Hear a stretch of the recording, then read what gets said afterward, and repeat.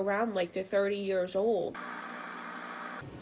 Gone are the days of getting beauty tips from magazines. Yeah, Gen Alpha has the world in the palm of their hands, and social media may have opened skincare's Pandora's box.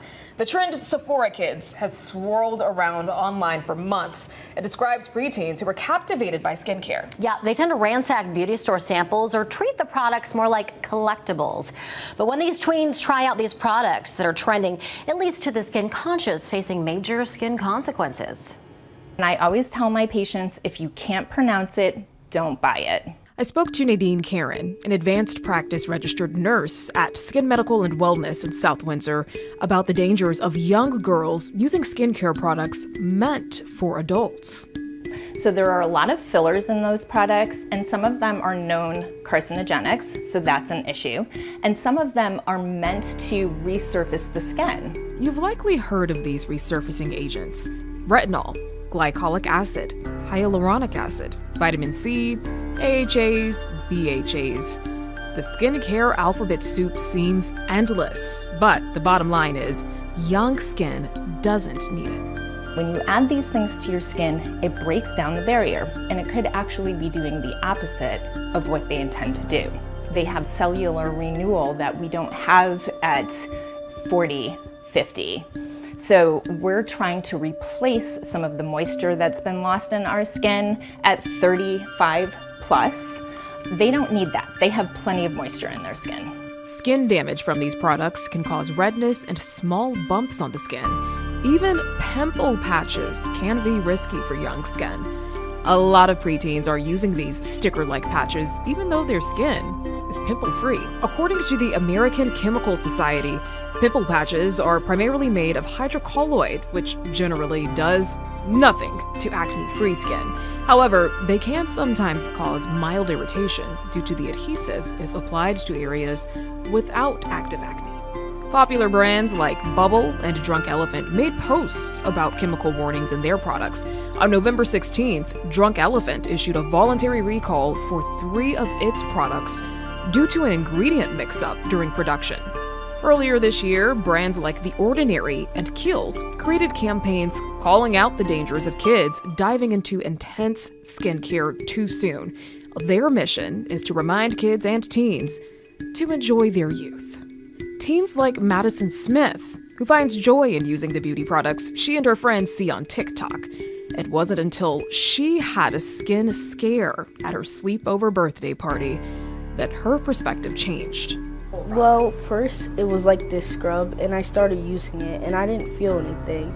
So I thought that I was okay with using it, and so I used like the face mask, and it started burning like here and like here. And then I took it off, and it was like a big red spot right here. How soon did you notice the burn developing? Maybe about like 10 minutes after the application. She was the only one that started getting a reaction. Her skin is super sensitive. Madison's mom, Maxine Smith, is a salon owner and hairstylist. She surrounds herself with beauty and prides herself on making others feel beautiful. As soon as she saw her daughter having a bad reaction to the mask that seemed harmless, she knew something had to change. Lashes, hair, makeup, nails, it's a lot. And then like social media does not help, you know? They see all these influencers and celebrities and they want to follow that. I am always soap water, Vaseline, cocoa butter, the basics. All this extra stuff the kids have now. I'm not okay with it, but you know, that's what they like. Nurse Nadine Karen echoes the idea that when it comes to skincare, basic is better. CeraVe, those are good products. And a gentle moisturizer. So Nivea cream is fantastic.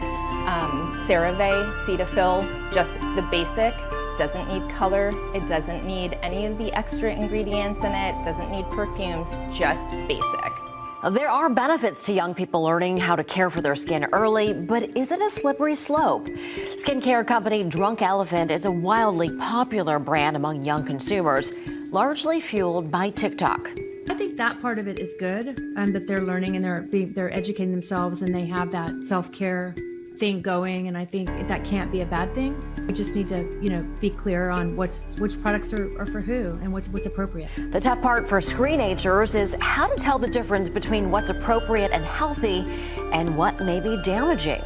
Hartford healthcare psychologist Dr. Laura Saunders talked about another concern, how it's impacting their mental health. What does social media do? It really pushes social comparison. And in that social comparison, they think, oh my, I need to get this product or that product in order to be as good as the person, I'm going to school with, or my friend, or whoever. Trends tend to cycle every 20 years, but for tweens growing up in the digital age, they seem to change faster than the seasons. From glass skin to slugging, the age-old question continues to be, how can tweens develop self-confidence without worrying about how they look? The reality is the way that you work on self-esteem or self-worth, I tend to use the word self-confidence, is through experiences. It's not necessarily through how you look. The way you build self-confidence is through experiences, and sometimes that's failure experiences, having bad things happen and then finding a way to overcome them. Saunders says the big issue for Sephora kids and tweens obsessed with products designed for adult skin boils down to digital literacy. We reached out to Sephora for a comment on the trend, but have yet to hear back. But what these young girls that are so easily influenced don't realize is that people are getting paid to promote these products. So they will promote things not based on what is in an individual's best interest, but what is in their own financial interest. A Piper Sanders survey found that for teen girls, Sephora is the #1 shopping destination. Ulta takes the #2 spot. The survey also found that aside from high-end stores like